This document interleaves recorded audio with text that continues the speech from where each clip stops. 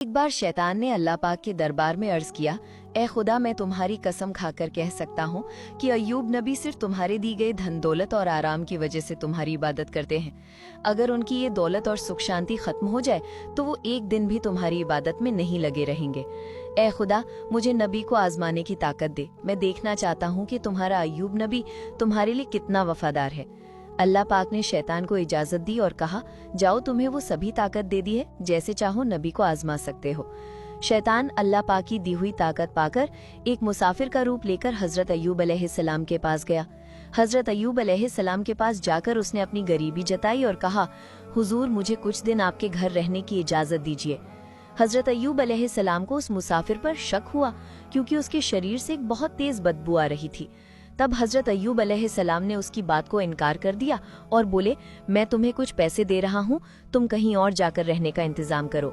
शैतान हजरत अय्यूब अलैहिस्सलाम के इस व्यवहार से बहुत नाराज हुआ और मायूस होकर वापस चला गया। फिर उसने सोचा कि नबी को नुकसान कैसे पहुंचाया जाए। बहुत सोचने के बाद उसने तय किया कि नबी के फल के बगीचा में आग लगा देगा। एक दिन शैतान ने नबी के फल के बगीचा में जाकर आग लगा दी। शैतान द्वारा लगाई गई आग में कई फल के बगीचा जलकर राख हो गए। बगीचा का रखवाला दौड़कर नबी के पास ये खबर देने पहुंचा। उससे ये खबर सुनकर हजरत अय्यूब अलैहिस्सलाम ने कहा, अल्हम्दुलिल्लाह, अल्लाह का दिया हुआ माल अल्लाह ने वापस ले लिया, इसमें मुझे घबराने की कोई जरूरत नहीं है। शैतान ने जब देखा कि हजरत अय्यूब अलैहिस्सलाम फल के बगीचा खत्म होने के बाद भी जरा सा भी परेशान नहीं हुए तो उसके दिल में जलन बढ़ गई। फिर उसने दोबारा सोचना शुरू किया कि नबी को और किस तरह से नुकसान पहुंचाया जाए। अगले दिन शैतान नबी के अस्तबल में गया और वहां आग लगा दी। आग तूफान की तरह फैल गई, जिससे सारे जानवर जलकर मर गए और कुछ गडेरिया भी आग में झुलसकर मर गए। बाकी गडेरिया ये खबर तुरंत नबी के पास लेकर पहुंचे। ये खबर सुनकर हजरत अय्यूब अलैहिस्सलाम ने नमाज की नियत की और कहा, अल्लाह का दिया हुआ माल अल्लाह ने वापस ले लिया, इसमें मुझे घबराने की कोई जरूरत नहीं है। शैतान ने जब देखा कि इतनी बड़े हादसे के बाद भी नबी जरा भी परेशान नहीं हुए तो उसके दिल में और ज्यादा जलन पैदा हुई। अब वो और बड़ा नुकसान पहुंचाने की सोचने लगा। हजरत अय्यूब अलैहिस्सलाम के 12 बच्चे थे, जो हर दिन एक शिक्षक से शिक्षा लेने के लिए मदरसे जाया करते थे। एक दिन सुबह हमेशा की तरह हजरत अय्यूब अलैहिस्सलाम के 12 बच्चे शिक्षक के पास पढ़ने गए। उसी समय शिक्षक किसी काम से मदरसे से बाहर गए और शैतान ने इस मौके का फायदा उठाकर मदरसे की छत गिरा दी। छत गिरने से हजरत अय्यूब अलैहिस्सलाम के 12 बच्चे मलबे के नीचे दबकर मर गए। मदरसे के शिक्षक डरते डरते हजरत अय्यूब अलैहिस्सलाम के पास आए और कहा, ए अल्लाह के नबी, मैं किसी काम से बाहर गया था, इसी बीच इमारत की छत गिर गई और आपके 12 बच्चे उसमें दबकर चल बसे। ये सुनकर हजरत अय्यूब अलैहिस्सलाम ने कहा, सुभान अल्लाह, अल्हम्दुलिल्लाह, ला इलाहा इल्लल्लाहु, अल्लाहु अकबर, अल्लाह का दिया हुआ माल अल्लाह ने वापस ले लिया, इसमें मुझे घबराने की कोई जरूरत नहीं है। शैतान ने जब देखा कि बच्चों की मौत के बाद भी हजरत अय्यूब अलैहिस्सलाम की ईमानदारी और अल्लाह पर यकीन में कोई कमी नहीं आई, तो वो पहले भी ज्यादा नाराज हो गया। अब वो और बड़ा नुकसान पहुंचाने की सोचने लगा। इसी दौरान हजरत अय्यूब अलैहिस्सलाम के दुश्मन नबी के इस कठिन समय को देखकर बेहद खुश हो रहे थे। नबी के नौकर चाकर और कर्मचारी नबी की इस खराब हालत को देखकर जहां मौका मिला चले गए। नबी का घर, बागान, अस्तबल सब कुछ खाली और सुनसान हो गया। इस मौके का फायदा उठाकर दुश्मनों ने नबी की संपत्ति लूटना शुरू कर दिया। उन्होंने टूटे फूटे घर की सारी चीजें अपने कब्जे में ले ली। बागान में बचा हुआ फल और फसल लूटने के लिए उनके बीच झगड़े शुरू हो गए। सिर्फ एक हफ्ते के भीतर हजरत अय्यूब अलैहिस्सलाम की सारी आराम और संपत्ति खत्म हो गई। हजरत अय्यूब अलैहिस्सलाम की 4 पत्नियां थीं।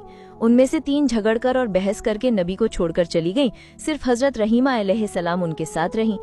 वो नबी को छोड़कर जाने वाली नहीं थी। वो हर समय नबी के साथ खड़ी रहीं। गांव के लोग नबी के नबूवत के दावे का मजाक उड़ाते और ताने देते। कुछ ने कहा, अगर अय्यूब सच में अल्लाह के नबी होते तो उन पर ऐसा गजब क्यों आता? वो नबी नहीं है, उनकी झूठी नबूवत के दावे के कारण अल्लाह का गजब उन पर उतरा है। इधर नबी के मानने वालों के बीच भी दरार पड़ने लगी। उनकी ये हालत देखकर शैतान भी बहुत खुश हुआ, लेकिन ज्यादा देर तक खुश नहीं हो सका, क्योंकि सब कुछ खत्म हो जाने के बावजूद हजरत अय्यूब अलैहिस्सलाम में कोई बदलाव नहीं आया। वो पहले की तरह इबादत कर रहे थे, जैसे उन्हें अपने आसपास हुई नुकसान तबाही की कोई खबर ही ना हो। उनके चेहरे पर मायूसी थी, न अफसोस का कोई निशान। नबी के इबादत खाने के पास से गुजरने वाले लोग उन्हें ताने देते हुए कहने लगे, ए अय्यूब, तुम नबूवत का दावा करके बर्बाद हो गए।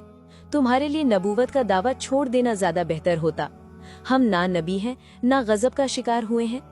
लोग और भी कई तरह की ताने और अपमानजनक बातें नबी के खिलाफ कहते रहे, लेकिन हजरत अय्यूब अलैहिस्सलाम ने इन बातों पर कोई ध्यान नहीं दिया। उन्होंने लोगों के साथ मेलजोल पूरी तरह से खत्म कर दिया और इबादत में डूबे रहे। ये सब देखकर शैतान और ज्यादा बेचैन हो गया। वो और साजिशें रचने के बारे में सोचने लगा। शैतान ये सोचने लगा कि नबी को और अधिक गंभीर नुकसान कैसे पहुंचाया जा सकता है। बहुत सोचने के बाद उसने एक साजिश रची। अपनी योजना के अनुसार वो नबी से मिलने की इच्छा जताकर उनके पास पहुंचा। नबी से मिलते हुए उसने कहा, हुजूर, मैं आपको मानने वाला हूँ, मुझे आपसे कुछ बात करनी है। इस बहाने वो नबी से बात करता रहा और फिर अपना मुंह उनके कान के पास ले जाकर दोनों कानों में फूंक मारकर वहां से चला गया। अगले दिन नबी के शरीर पर फफोले जैसे फोड़े निकल आए। उनका शरीर दर्द से भर गया और वे बहुत बीमार हो गए। उनकी इबादत में थोड़ी रुकावट आने लगी। हजरत रहीमा अलैहिस्सलाम ने उनकी देखभाल शुरू कर दी। धीरे धीरे वो फोड़े बड़े होकर घाव बन गए। लंबे समय तक इसी स्थिति में रहने के बाद नबी के शरीर में कीड़े पैदा हो गए। कुछ दिनों के बाद इन कीड़ों की संख्या बढ़ने लगी। ये कीड़े नबी के शरीर का मांस और खून खाने लगे। दूसरी ओर हजरत रहीमा के पास जमा किया हुआ सारा पैसा और सामान खत्म हो गया। खाने पीने की बहुत परेशानी पैदा हो गई। कुछ दिनों तक नबी और उनकी पत्नी ने केवल पानी पीकर गुजारा किया, लेकिन आखिरकार हजरत रहीमा के लिए ये सहन करना मुश्किल हो गया। हजरत रहीमा अलैहिस्सलाम नबी के पास आकर बोली, ए अल्लाह के नबी, अब हमारे पास कुछ भी नहीं बचा है, इसलिए गांव में जाकर लोगों के घरों में काम करके रोजी कमाने के अलावा हमारे पास और कोई चारा नहीं है। अगर आप मुझे इजाजत दें तो मैं गांव में जाकर लोगों के घरों में काम करके हलाल रोजी कमा सकती हूँ और उससे हमारे खाने का इंतजाम हो जाएगा। हजरत अय्यूब अलैहिस्सलाम अपनी बीवी रहीमा की बात सुनकर बहुत देर तक रोते रहे। फिर उन्होंने कहा, रहीमा, मेरा इरादा तुम्हें तकलीफ देने का कभी नहीं था, लेकिन मैं बहुत बीमार हूँ और मजबूरी में तुम्हें इजाजत दे रहा हूँ। तुम जाओ और लोगों के घरों में काम करो ताकि कुछ हलाल रोजी कमा सकें। नबी की इजाजत पाकर हजरत रहीमा ने गांव में लोगों के घरों में काम करना शुरू कर दिया।